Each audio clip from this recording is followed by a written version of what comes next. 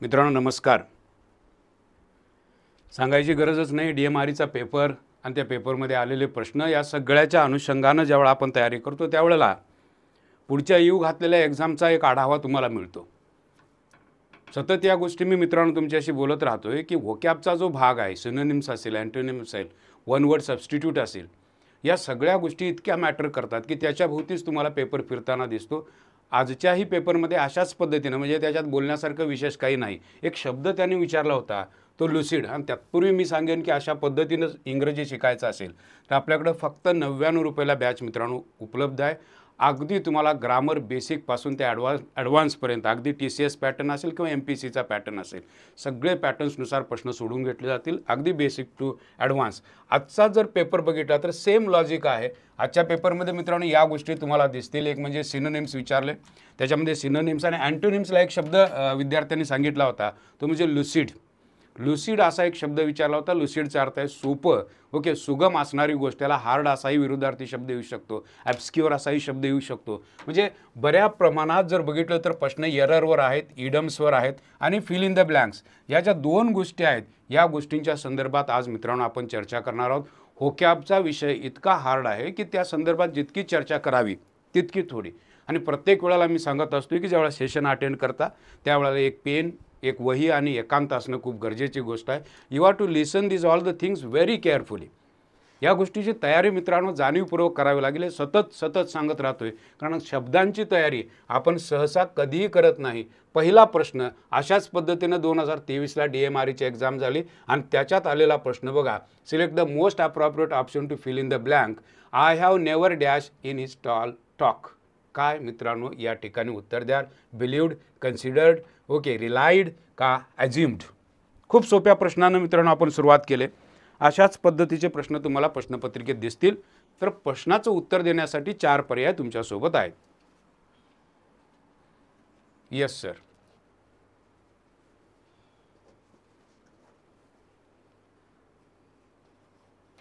Yes.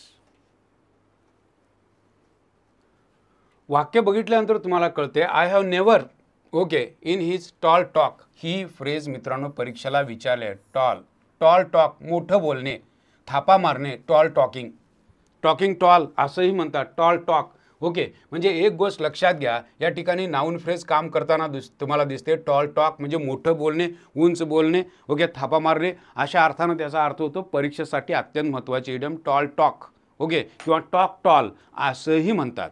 You got the point. त्यामुळे एका प्रश्नातून आपण किती गोष्टी बघायला बघा. ही नवीन इडम आपल्याला सापडली, एक प्रोवर्ब आपल्याला मिळाली की टॉल टॉक म्हणजे मोठं बोलणे, ओके, आहे ती गोष्ट फुगवून सांगणे. त्यासाठी एक्झॅगरेशन हा शब्द आहे, तो शब्दसुद्धा इथं वापरता येईल.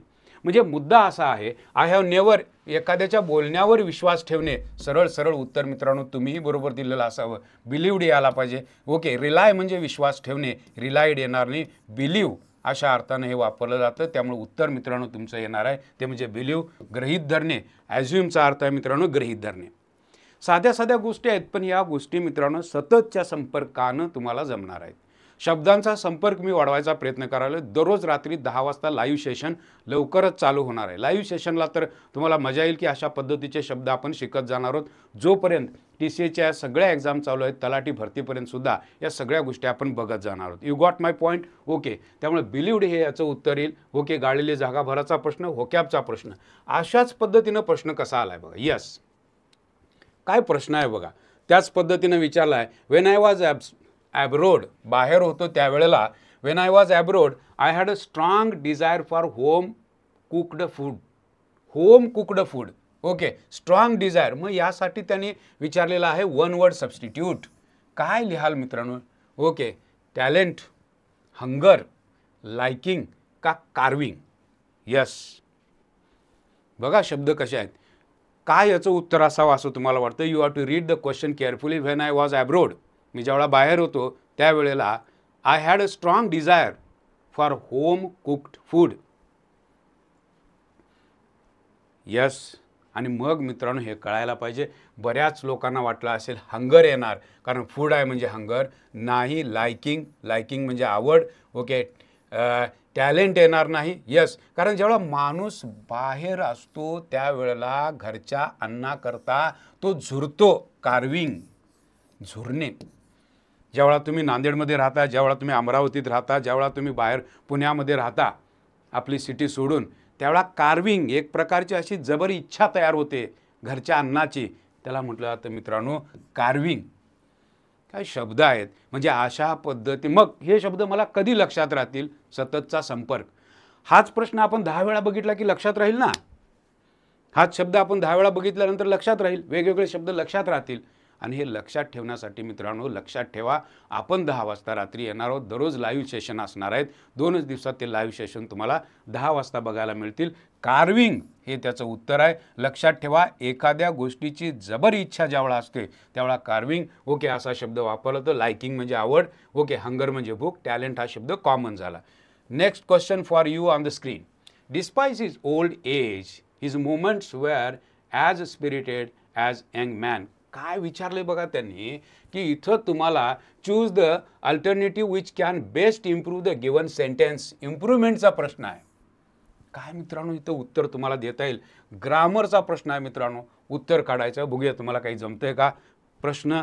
जर तुम्हाला बेसिक गोष्टी व्यवस्थित माहिती असतील तर मित्रांनो या प्रश्नाचं उत्तर अगदी सहज देऊ शकता. Yes, despite his old age, his movements were as spirited as young man. काही idea? No correction required of a young man. If a young man, a young man's. काय उत्तर असावं? मित्रांनो कळालं पाहिजे. यासाठी तुम्हाला अभ्यास कोणत्या घटकाचा करावा लागेल ते सांगतो. नाऊन. ओके, नाऊनमध्ये तुम्हाला बघावे लागेल केस, आणि केसमध्ये बघावी लागेल पजेसिव्ह केस. कोणती केस आहे? पजेसिव्ह केस मित्रांनो बघावं लागेल. तुमच्या लक्षात आलेलं आहे का बघा. नाऊन बघावं लागेल, केस बघावं लागेल, आणि त्याच्यामध्ये तुम्हाला बघावी लागेल ते म्हणजे पजेसिव्ह केस. आता मुद्दा असा आहे मित्रांनो की या ठिकाणी समजा मी असं म्हणालो, पहिल्यांदा मुद्दा तुम्ही समजून घ्या, उत्तर कसं काढता येईल बघा. मी समजा एक वाक्य दिलं तुम्हाला, माय कार इज, वाक्य बघा, my car is better than Raju. हे वाक्य बरोबर का दुसरं वाक्य बरोबर? My car is better than Raju's. मी इथं अपॉस्ट्रॉफी एस वापरले. तुमचं वाक्य कोणतं वाक्य तुम्हाला बरोबर वाटतं? My car is better than Raju, माझी कार राजूपेक्षा चांगली आहे का राजूच्या कारपेक्षा चांगली आहे? मित्रांनो उत्तर यायला पाहिजे 2. My car is better than Raju's. हे यस कुणासाठी आलेलं आहे? हे यस मित्रांनो कारसाठी आलेलं आहे. पजेसिव्ह केसचा प्रश्न आहे. My car is better than Raju's. ज्यावेळा नामाची पुनरावृत्ती टाळायची असते त्यावेळा शेवटच्या नामासोबत पजेसिव्ह केस वापरली जाते. लॉजिक तुमच्या लक्षात येऊ दे. याचा संबंध या प्रश्नाशी तुम्हाला कसा आहे ते दाखवतो. बघा, despite his old age, his moments. कुणाच्या मोमेंट्स? His moments. जसं मी इथं म्हटलं my car, his moments were as spirited as a young man's. हे जे यस आलेलं आहे हे यस मित्रांनो ह्या मोमेंट्ससाठी आलेलं आहे. त्यामुळे उत्तर तुमचं पाहिजे 1 नंबर. याला म्हणतात अभ्यास आणि याला म्हणतात कळणं. याला म्हणतात ग्रामरचा भाग व्यवस्थित येणं. You got my point. अशा पद्धतीनं मित्रांनो जर तुम्हाला ग्रामर येत असेल तर you can crack any question regarding the grammar. You can crack any question concerned with the vocab. So that is what the fact. You need to go with the details of all these things. Noun is there, case is there, possessive case is there. What is the application of possessive case? You should be aware of. You should know that. जर ते तुम्हाला व्यवस्थित माहिती असेल then and then only you can answer all such questions. You got my point? माझ्या बऱ्याच लोकांना कळालं असावं मला काय म्हणायचं आहे, कारण अशाच पद्धतीचे प्रश्न ग्रामरवर तुम्हाला येताना दिसतील. जेव्हा तुम्हाला ह्या सगळ्या डिटेल्स बघाव्या लागतील, ह्या सगळ्या डिटेल्स तुम्हाला कळू शकतात. यस, होकॅबचा प्रश्न. आणि हा प्रश्न जर तुम्ही बघितला, select the option that can be used as a one word substitute for the underline segment. The soldier got down from the horse and saluted his commander. Got डाऊनचा अर्थ त्याने विचारलेला आहे. हे मित्रांनो आहे फ्रेझल वर्ब. काय आहे? फ्रेझल वर्ब मित्रांनो. हे म्हणून काम करताना तुम्हाला दिसतं. हे जर फ्रेझल वर्ब असेल, alighted is there, aligned is there, abundant is there, या ॲसेंडेड इज देअर? काय मित्रांनो उत्तर असावं असं तुम्हाला वाटतं?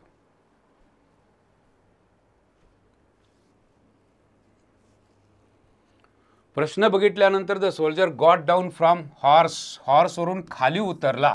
आता गॉट डाऊन, गेट डाऊन तर तुम्हाला माहीत आहे. गेट डाऊन म्हणजे काय? गेट डाऊन म्हणजे खाली उतरणे. बसमधून आपण उतरतो त्यावेळा म्हणतो get down, I got down from the bus. Okay, म्हणजे इथं कळतं. मग उतरनेला शब्द काय आहे? उतरनेला मित्रांनो शब्द आहे, सिले वन वर्ड विचारलेला आहे, गॉट डाऊन फ्रेझल वर्ब आहे, आणि अलाइटेड शब्द काय? अलाइट. अलाइट म्हणजे उतरणे. अलाइंड म्हणजे एका सरळ रेषेत लावणे. ओके, समांतर रेषेत असणे, जुळवून घेणे अशा अर्थाने. अबंडन म्हणजे त्याग करणे. अलाइट म्हणजे काय होणे? उतरणे. याचा अर्थ मित्रांनो हा आहे. आता तुम्ही म्हणाल गुरुजी हे सगळे शब्द आम्हाला कधी येतील? मित्रांनो हा प्रश्न तुम्ही विचारणं, तुम्ही कधी मराठीत असा प्रश्न विचारला आहे का, मराठीतले मला शब्द कधी येतील? नाही, कारण त्या शब्दांशी तुमचा सततचा संपर्क आल्यामुळं तुम्हाला हा प्रश्नच विचारायची गरज नाही पडली की बाबा हे शब्द मला कधी येतील. Same logic we are going to apply. We are going to touch with this all the words. We are going to learn by using this all the words in sentences. लक्षात ठेवा, जर अशा पद्धतीनं आपण चर्चा करत गेलो, we got the one word that is got down means alighted, got down alighted, got down alighted. That means you have to repeatedly say these words again and again. If you repeat the word again and again, definitely you will have these all the words at the exam time. एक्झामच्या वेळेला 100% हे सगळे शब्द you will definitely recall these all the words at the exam time, but it requires a rigorous practice. If you practice more and more, definitely you will be comfortable with these all the words. That is why my request is that you need to attend these all the sessions very carefully.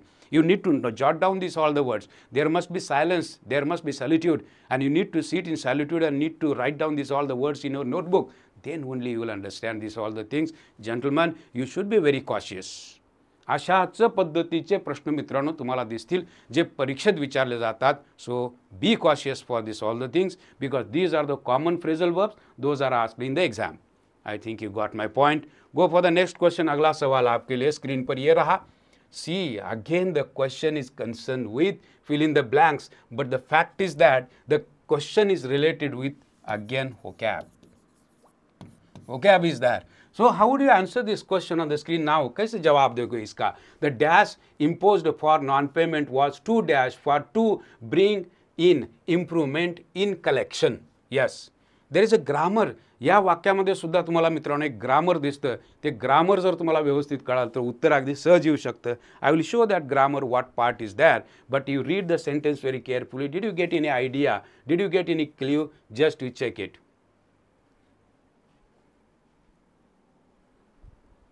Yes,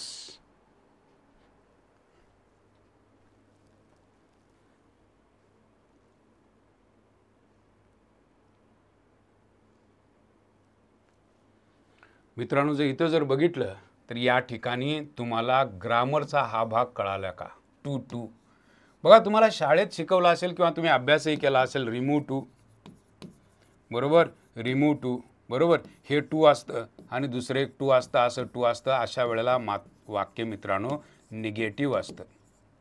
म्हणजे वाक्य जर मी असं म्हणालो the man is too old to work, बघा मी काय म्हणालो, the man is too old, okay, to work. माणूस इतका म्हातारा आहे की तो काम करू शकत नाही. Right, the man is too old to work, the man is so old that he cannot work. Okay, remove too करून तुम्ही सो दॅट वापरता. Same logic is over here. काय बोललेलं कळा लागलंय का बघा. I am actually connecting the grammar with the vocab. The fact is that या ठिकाणी टू आहे, या ठिकाणी टू आहे. हे रिमूव्ह टूचं वाक्य जर बघितलं तर हे वाक्य नकारार्थी दिसतंय. याच्यातून एक लॉजिक तयार होतं मित्रांनो. बघा वाक्य कसं तयार होते बघा. The dash imposed for non payments was too dash for it to bring in improvement in collection. Improvement कलेक्शनमध्ये होतच नाही. याचा अर्थ मित्रांनो आपल्याला वाक्यामध्ये नकार वापरायचा आहे. नकार वापरायचा म्हणजे लो हा नकारार्थी शब्द आहे. सिंपल तर येणार नाही, सिव्हिअर तर येणार नाही, क्रुअल येणार नाही, हरॅश येणार नाही. बघा वाक्याचा अर्थ आता तुम्हाला सहज सापडेल. The penalty imposed for non payment was too low. ती इतकी लो होती पेनल्टी की for it to bring in improvement in collection, कलेक्शनमध्ये इम्प्रूव्हमेंट होतच नव्हती. Yes, this is the correct option. पण यासाठी सुद्धा व्होकॅबच्या प्रश्नाशी ग्रामर कसं रिलेट करता येतं ते मी तुम्हाला सांगायला लागलो.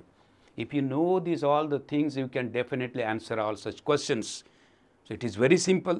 The thing is that you should be comfortable with this one. हे ग्रामरचा भाग कम्फर्टेबल पाहिजे. हा कम्फर्टेबल असेल तर उत्तरं अगदी सहज काढता येतात. म्हणजे अशा पद्धतीनं मित्रांनो उत्तरं काढत असताना एक लॉजिक डेव्हलप होतं आणि हे लॉजिक डेव्हलप करण्यासाठी सरावाची गरज आहे.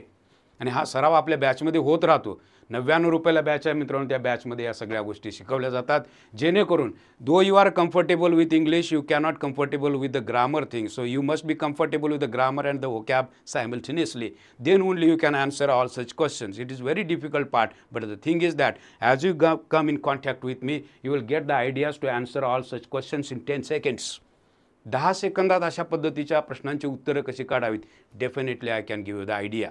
Yes, go for the next question. अगला सवाल बघा. एलिएनेट शब्द त्यांनी विचारला आहे, अँटोनिम त्यांनी विचारलं आहे. मग याचा अँटोनिम काय असेल? पहिल्यांदा हा शब्द बघा काय आहे. Right, select the most appropriate antonym of the given word. TCS नगर रचना 2023. What would be the correct option? Come on.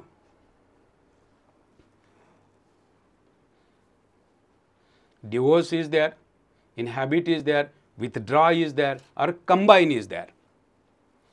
मित्रांनो वाक्याकडे बघितलं. एलिएनेट, एलिएनेट याचा अर्थ आहे मित्रांनो बाजूला करणे, विभागणी करणे, असा त्याचा अर्थ होतो एलिएनेट. राईट, हे ATE ज्यावेळेला असतं लक्षात ठेवा, ATE त्यावेळेला हे वर्ब असतं लक्षात ठेवा. अशा पद्धतीचे शब्द कायम लक्षात ठेवा. राईट, एलिएनेट. यस, हा शब्द मित्रांनो वर्ब म्हणून काम करतो. मग बाजूला करणे असा त्याचा अर्थ असेल तर अँटोनिम काय येईल? डिवोर्स. डिवोर्सचा अर्थ आहे मित्रांनो फारकत घेणे. ओके, डिवोर्स म्हणजे बाजूला होणे. Yes, divorce. ओके, म्हणजे आपल्याकडे हा शब्द वापरला होता. वास्तविकता डिवोर्स या शब्दाचे ओके डिवोर्स या शब्दाला वेगळ्या अर्थाने वापरलं जाऊ शकतं. एकच शब्द वेगवेगळ्या अर्थानं वापरला जाऊ शकतो. यस, डिवोर्स म्हणजे फक्त लग्नाच्या संदर्भात असतो असं नाही. यस, म्हणजे अशा इनहॅबिट, विथड्रॉ, बाजूला करणे. राईट, पण याचा विरुद्धार्थी शब्द येईल तो म्हणजे कंबाईन. कारण मला हे कळाले एलिएनेट म्हणजे बाजूला करणे, विभागणी करणे. So combine is that. So that is what the case. म्हणजे शब्दाचा अर्थ आणि हे शब्द रिपीट होतात. These are the common words repeatedly asked in the exams. So we should be cautious, we should be alert, we should note down these all the words. या सगळ्या गोष्टी जर तुम्ही प्रामाणिकपणे आणि व्यवस्थित केलात, तलाठी येईपर्यंत कोणतीही कंबाईनची एक्झाम येईपर्यंत you would be comfortable with this all the words. टेन्शनच राहणार नाही, टेन्शनच राहणार नाही. लक्षात घ्या. त्यासाठी या सगळ्या गोष्टी मी तुम्हाला हे सगळे वर्ब आहेत मित्रांनो. अशा पद्धतीचं व्होकॅब आणि ग्रामर शिकण्यासाठी गरज आहे फक्त एका चांगल्या शिक्षकाची. You can have the batch for just 99 rupees. Everything will be covered here. There live sessions are there, recorded batch is there, validity is for 1 year is there. So there is no requirement of think of anything else. Just you pay ₹99 and you will get avail of this all things. या सगळ्या गोष्टी मित्रांनो तुम्हाला उपलब्ध होऊन जातील. या सगळ्या गोष्टी 99 रुपयामध्ये फक्त बॅच मित्रांनो उपलब्ध केलेली आहे. रेकॉर्डेड, लाईव्ह दोन्ही गोष्टी मित्रांनो चालू आहेत. दररोज सायंकाळी 6 वाजता ही बॅच सध्या सुरू आहे. लवकरात लवकर तुम्ही जॉईन करू शकता आणि 100% याचा फायदा तुम्हाला होणार आहे. मित्रांना सुद्धा तुम्ही सुचवू शकता किंवा तुम्ही ज्यांनी बॅच जॉईन केलेली आहे त्यांना सुद्धा विचारू शकता. They are comfortable with the batch. Next, calamity is the common word. Miracle, wonder, hurdle और डिझास्टर इज दॅट. सिनोनिम विचारलेला आहे. काय विचारलेला आहे? सिनोनिम. समानार्थी शब्द सांगा. कॅलॅमिटी. माझ्या मते पाठीमागच्या 2 सेशनमध्ये हा शब्द घेतला गेला होता. मग याचं उत्तर मित्रांनो काय असावं? What would be the answer of this question? Come on. Yes, सांगितलं होतं नैसर्गिक आपत्ती ज्यावेळा येते त्यावेळा कॅलॅमिटी हा शब्द वापरला जातो. नैसर्गिक आपत्ती, भूकंप आहे, सुनामी आहे, कॅलॅमिटी इज देअर. आणि त्याला शब्द आहे मित्रांनो डिझास्टर मॅनेजमेंट. हा शब्द तुम्ही बघितला असेल. अशा वेळेला, संकटाच्या वेळेला हा शब्द वापर. हर्डल म्हणजे समस्या. ओके, वंडर म्हणजे आश्चर्य, मिरॅकल आश्चर्य. यस, म्हणजे साधी गोष्ट जर तुम्हाला कळाली तर अशा पद्धतीच्या प्रश्नांची उत्तरं you can easily easily you can put forward. Yes, go for the next. वाक्य मित्रांनो बघा, select the most appropriate proverb for the given sentence. It's a better to finish something late than to never to do it at all. साधा प्रश्न आहे, साधा. Yes, it is better to finish something late. उशीर झाला तरी चालेल एखाद्या गोष्टीला, than never to do it at all. कधीच न गोष्ट एखादी करण्यापेक्षा, उशीर झाला तर ठीक आहे ना, बऱ्याच वेळा आपल्याला आयुष्यात बऱ्याचशा गोष्टींना उशीर होतो, पण कधीच न करण्यापेक्षा त्या गोष्टीला सुरुवात करणं कधीही चांगलं. यस, मग यासाठी तुम्ही काय बाबा यातलं 4 पैकी पर्याय ऑप्शन्स काय तुमच्याकडे आहेत? Better late than never, beggars can't be choosers, look before you live, easy come easy go. काय मित्रांनो उत्तर द्याल? बघा, बेटर लेट दॅन नेवर, कधीच न केल्यापेक्षा एखाद्या गोष्टीला उशीर झाला तरी चालतो, म्हणजे 1 नंबरचा ऑप्शन बरोबर. बेगर्स कांट बी चूजर्स, जे भिकारी असतात त्यांना चॉईसला वाव नसतो, त्यांना जे पदरात पडेल तेच घ्यावं लागतं. बेगर्स कांट बी चूजर्स, ते चूजर्स होऊ शकत नाहीत, पदरात पडेल त्यातच धन्यता मानावी लागते. बघा, या इडम्स लक्षात ठेवा, लिहून घ्या. Always I am motivating to write down this all the things because these are the things very commonly asked in the exam, so you should be very cautious and very alert for this, all the words and idioms and phrases and synonyms and antonyms. These all things are common, so you should be very cautious. I think you got my point. Yes, beggars can't be that you look before you leap. एखादी गोष्ट करण्यापूर्वी, leaf म्हणजे काय तर leaf म्हणजे उडी मारणे. Okay, म्हणजे उडी मारण्यापूर्वी विचार केला पाहिजे ना, लुक पाहिलं पाहिजे, बिफोर यू लीप, लीप म्हणजे उडी मारणे. कोणतीही गोष्ट करत असताना पहिल्यांदा विचार करावा. Yes, look before you lip, lip म्हणजे उडी मारणे. म्हणजे एक गोष्ट लक्षात, लिपचा सेकंड फॉर्म माहीत पाहिजे, उडी मारणे, लेफ्ट, हे माहिती पाहिजे. म्हणजे अशा पद्धतीचे प्रश्न इझी कम इझी गो. जी गोष्ट सहज मिळते ती सहज निघूनही जाते. यश सहज मिळालं तर 100% तुम्ही अडचणीत येणार. इझी कम इझी गो. येस, जे पैसे सहज मिळतात ते सहज निघून जातात, कळतच नाही पैसे कुठे गेले. इझी कम इझी गो. किती सुंदर इडम्स आहेत मित्रांनो.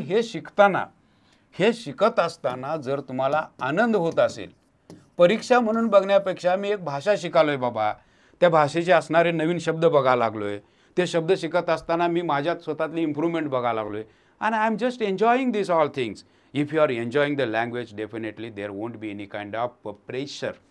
Actually, you are having pressure, you know. You want to mug up this all the things. You want to mug up. But there is no need of mug up. You should be in contact. एखाद्या गोष्टीच्या संपर्कात राहिल्यानंतर शब्द येतात. इतकं साधं logic आहे. पण आपल्याला संपर्कच ठेवायचा नाही. आपल्याला त्या शब्दाशी संपर्क ठेवायचा नाही आणि आपल्याला वाटतं ते परीक्षेला मला आलं पाहिजे. Y, how? It is not possible. माझा उद्देश इतकाच आहे की तुम्हाला अशा शब्दांच्या संपर्कात आणणं. दररोज रात्री 10 वाजता लाईव्ह सेशन चालू होते.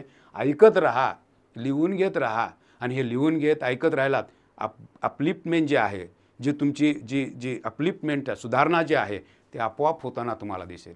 It should be natural. It should be natural. Okay, लहान मूल कुठं विचारते की मला हा शब्द येत नाही, तो शब्द येत नाही. ते ऐकत राहतं आणि त्याला येत राहतं. Just you listen, be in contact with such teacher who is having this all the qualities. अशा शिक्षकाच्या संपर्कात राहा की ज्याला हे सगळं माहिती आहे, जो वाचू शकतो, जो उत्तम इंग्रजी बोलू शकतो, ज्याला वाचता येतं. असे शिक्षक जर तुम्हाला लाभले, 100% अशा गोष्टी तुम्हाला यायला चालू होतील. You got my point? कळतं तुम्हाला? Yes. Okay, next. It has been their custom to shelter a stranger dash time immemorial. Time immemorial. काय मित्रांनो उत्तर द्याल? ग्रामरचा प्रश्न. क्या बात, शाबास. ग्रामरचा प्रश्न. Very crucial question is this. Now it has been their custom. Custom म्हणजे चाल, रीत, सवयी. ओके, अशा पद्धतीनं परंपरा. Right. It has been their custom to shelter a stranger dash time immemorial. ज्या वेळेला मित्रांनो अशा पद्धतीचे प्रश्न येतात त्यावेळेला चटदिशी कळालं पाहिजे. ज्या वेळेला इनडेफिनेट पिरियड ऑफ टाईम दिलेला असतो त्यावेळेला कोणतं प्रेपोजिशन वापरलं जावं हे कळालं पाहिजे. फॉर काही लोकांना वाटलं असेल रॉंग, टिल वाटलं असेल काही लोकांना, दे गो रॉंग, सिन्ससुद्धा काही लोकांना वाटलं असेल, they go wrong, and this one is the absolutely correct. From is there time immemorial. अनंत काळापासून, ज्याचा डेफिनेट पिरियड माहीत नसतो. डेफिनेट पिरियड माहिती असेल फॉर, एखादी गोष्ट कधीपासून सुरू झाली हे माहिती असेल, सिन्स वापरा. पण वेळच माहीत नाही कधीपासून. बघा, कधीपासून ती गोष्ट सुरू झाली त्यावेळेला फ्रॉम वापरायचं असतं. आणि अशा वेळेला अशा पद्धतीची फ्रेज समोर दिसते, टाईम इममेमोरियल. त्यावेळेला मित्रांनो फ्रॉमचा वापर करायचा आहे. It has been their custom, ही त्यांची एक चाल रीत होती, परंपरा होती.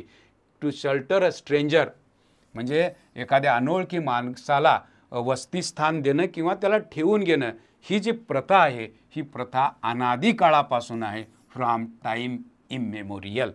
शब्दाच्या रचना, वाक्य, त्याचे अर्थ, टाईम इममेमोरियल कधी वापरावं, या गोष्टी मित्रांनो अत्यंत महत्त्वाच्या. अशा पद्धतीचं इंग्रजी शिकायचं असेल तर मित्रांनो ग्रामर, व्होकॅब या सगळ्याच गोष्टी. ग्रुप ऑफ फिश, कित्येक परीक्षांना मित्रांनो हे विचारलेलं आहे. Float is there, school is there, flock is there. हमखास परीक्षेला प्रश्न आहे मित्रांनो नाऊन नावाच्या घटकावर. आणि नाऊन मधला घटक आहे तो म्हणजे collective noun. Collective noun. Collective नाऊनवर मित्रांनो हा प्रश्न तुम्हाला दिसतो, हे तुम्हाला कळालं पाहिजे. स्वम म्हणजे काय, तर स्वम म्हणजे झुंड. फ्लोट असा शब्द आहे, फ्लोट म्हणजे तरंगणे. ओके, स्कूल हा शब्द आहे आणि फ्लॉक हा पक्ष्यांचा थवा आहे. माशाचा जो ग्रुप असतो त्याला स्कूल म्हणतात मित्रांनो. आपल्याला नवीन शब्द कळाला असावा. स्कूल हा शब्द वापरला जातो. School of fish. यस, म्हणजे अशा पद्धतीनं मित्रांनो शब्द आपल्याला माहिती पाहिजेत. आपल्याला फक्त स्कूल म्हणजे काय माहिती आहे, शाळा. आणि नेमकं आपण अडचणीत येतो, एकाच शब्दाचे वेगवेगळे अर्थ असू शकतात जे आपल्याला माहीतच नसतात. स्कूल म्हणजे माशांचा थवा. शोल असाही शब्द वापरला जातो. You are correct. Some people are saying shoal. Shoal is absolutely correct, but there is another word that is school. So you must be aware. हे शब्द मित्रांनो 100% विचारले जातात. कलेक्टिव्ह नाऊनची किमान 50 कलेक्टिव्ह नाऊनची लिस्ट तुम्हाला माहिती पाहिजे. आपल्या टेलिग्रामला मित्रांनो टाकलेली आहे, आपल्या ग्रुपमध्ये टाकलेली आहे, ती तुम्ही बघू शकता. Next question. I have lived in Delhi since 5 years. Yes, for 5 years. 5 years ago या फॉर 5 years ago. यस, काय मित्रांनो उत्तर असावं. Since 5 years, for 5 years, 5 years ago या for 5 years ago. Grammar, pure ग्रामरचा प्रश्न, काय उत्तर द्याल.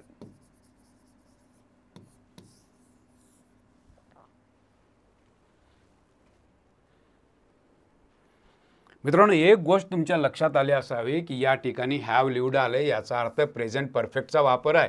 प्रेझेंट परफेक्टच्या वापरामध्ये ॲगो तर येत नाही, त्यामुळे हे दोन पर्याय निघून गेले. कारण हे दोन पर्याय वापरले जातात ते म्हणजे सिंपल पास्ट टेन्समध्ये. यस, हे वापरले जातील simple past. You must be aware. Ago is representing the simple past tense. That is why you need not to go with the C and D. That is what the case. Now the next options are only in hand A and B is there. So what would be the correct one?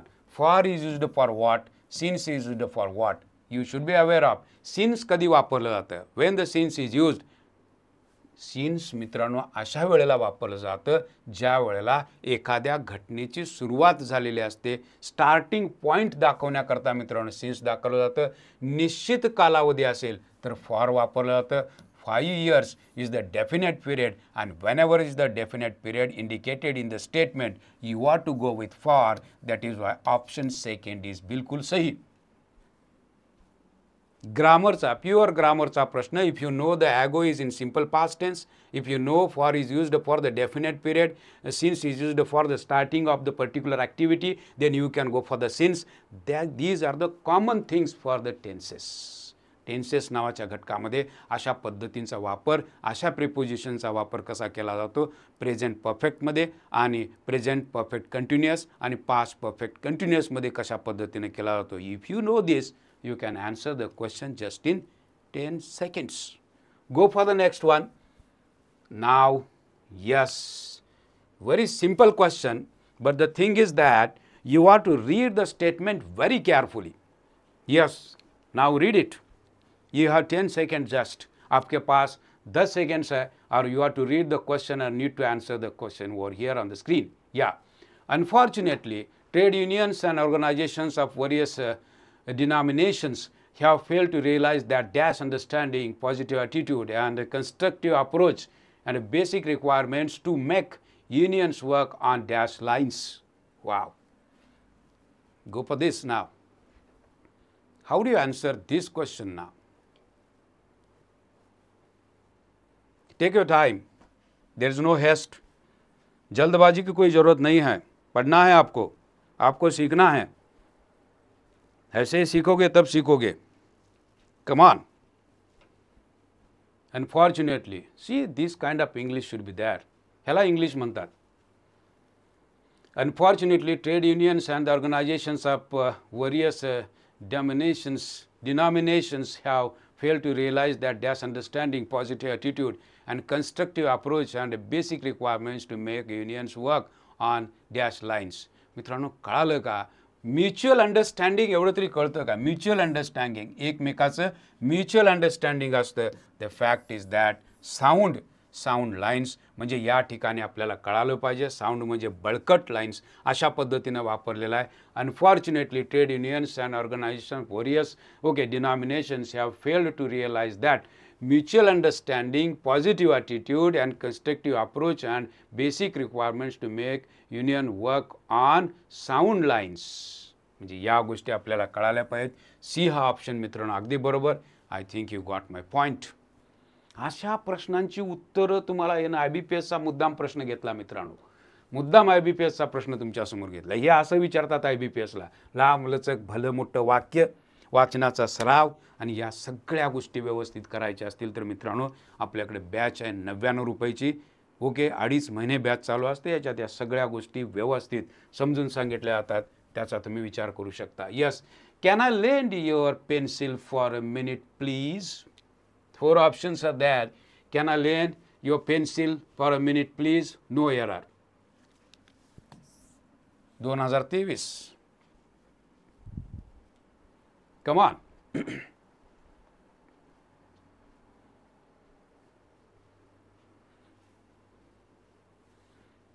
Can I lend a pencil for a minute, please? Lend. मित्रांनो कळालं का बघा? Land आणि borrow याचा अर्थ आहे उसनं घेणे आणि लेंड याचा अर्थ आहे उसनं देणे. हे 2 शब्द अत्यंत महत्त्वाचे. Can you borrow your pencil? Can I borrow your pencil? मी तुझी पेन्सिल उसनी घेऊ शकतो का? For a minute please. Lend कसं येईल? लेंड म्हणजे उसनं देणे होईल. त्यामुळे ए हा भाग मित्रांनो चुकीचा आहे. अशा पद्धतीचे प्रश्न शब्दावर विचारले जातात. लेंड म्हणजे उसनं देणे, मनी लेंडर पैसे देतो. बॉरो जो असतो तो बॉरोवर असतो, राईट, उसनं घेणे. Okay, can I borrow your pencil? उसनी घेऊ शकतो का? For a minute please. म्हणजे या गोष्टी कळणं खूप गरजेची गोष्ट. लेंड आणि बॉरो याच्यावर MPSCला सुद्धा प्रश्न विचारला गेला. लेंड आणि borrow.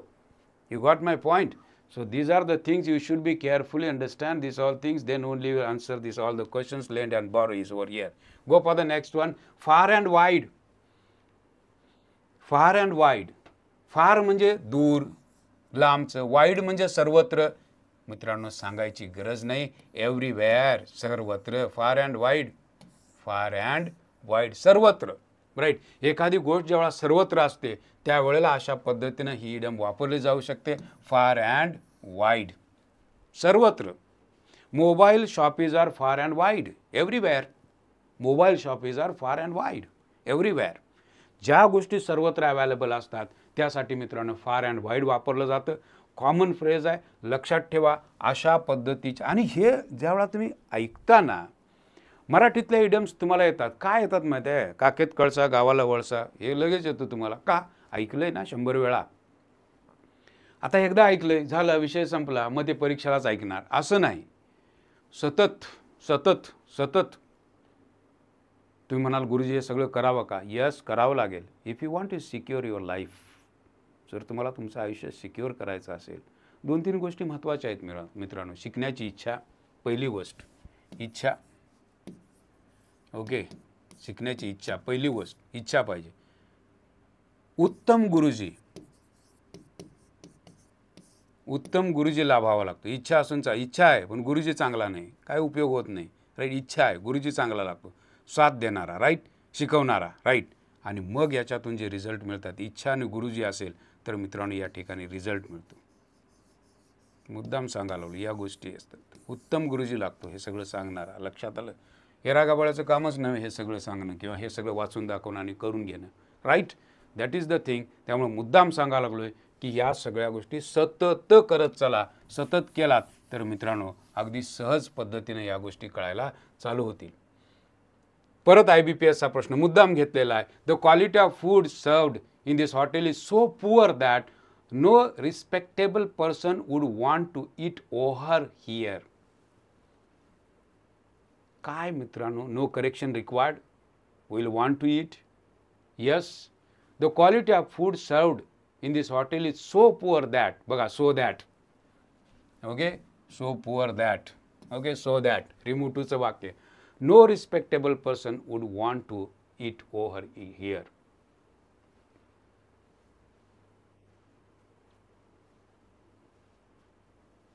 The quality of food served in this hotel is so poor that no respectable person would want to eat over here.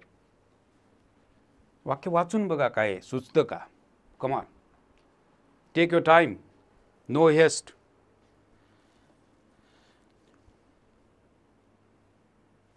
वाक्य बघितल्यानंतर मित्रांनो वाचत चला. The quality of food served वाक्याचा करता. Okay, the quality of food served in this hotel is. हे is हे verb आहे, प्रेझेंटमध्ये आहे. बरोबर, तुमच्यापैकी कोण आहे का की हे इज कशासाठी आले. हे इज मित्रांनो आलेलं आहे या क्वालिटीसाठी आलेलं आहे. The quality is so poor. हे क्वालिटीसाठी आले. हे फूड सर्व्डसाठी आहे नाही, धीससाठी आहे नाही, हे क्वालिटीसाठी आलेलं आहे. म्हणजे हे कळणं खूप गरजेची गोष्ट आहे. वाक्यामध्ये क्रियापद कोणत्या कर्त्यासाठी आलेलं आहे हे सुद्धा कळावं लागतं. तेही कळत नाही. वाक्य आपण वाचत जातो, इज वाटतं आपल्याला त्या हॉटेलसाठी आले. हॉटेलसाठी नाही, हा करता इथं आहे. Quality is so poor, hotel is so poor नाही, क्वालिटी इज सो पुअर. आणि अशी वाक्य आपण बघतच नाही. Okay, of food served. Okay, ही इथं noun phrase. The quality of food served in this hotel is present tense आहे. इथं पास्ट वापरलं आहे. मित्रांनो प्रेझेंट आणि असं पास्ट येणार नाही, प्रेझेंट आणि फ्युचर असावं लागतं. इथं उत्तर पाहिजे 1 नंबर. ही गोष्ट तुमच्या लक्षात आली का बघा.